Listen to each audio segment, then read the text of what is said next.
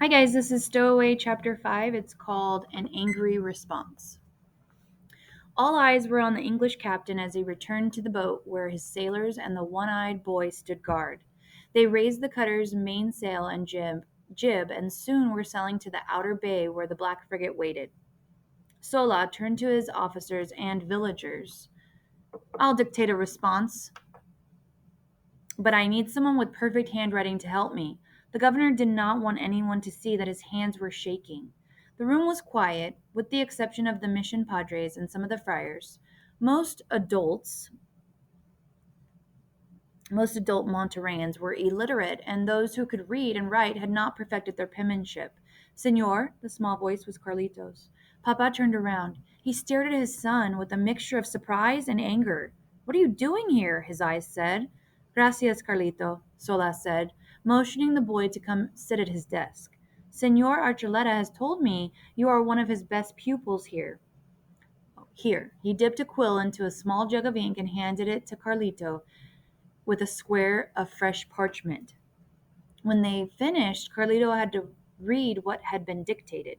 He glanced at his father and was relieved to see a look that said, "Go ahead, we'll talk later." Carlito read, "To the commander of the frigate Argentina. Dear sir, the governor looks with due scorn upon all that Bouchard's communication contained.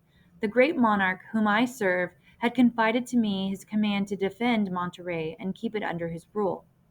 If you should use force as threatened, I with mine will make you know the honor and firmness with which I will repel you.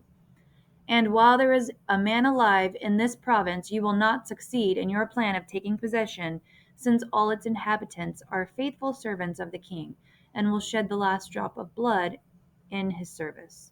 Carlito looked up. When the governor nodded his approval, the quiet men burst into cheers. "Viva el Rey! Long live the king!"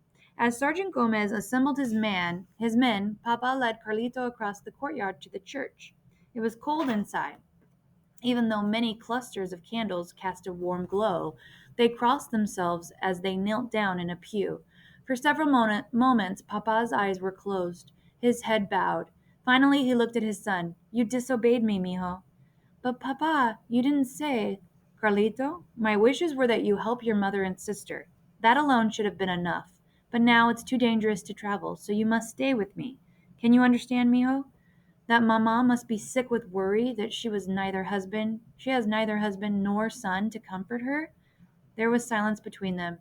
Carlito felt miserable. How could he have been so selfish? Papa put his arm around his son and nodded toward the altar where a carving of Jesus looked down at them. He began to pray, "The Lord is my shepherd." That night passed slowly.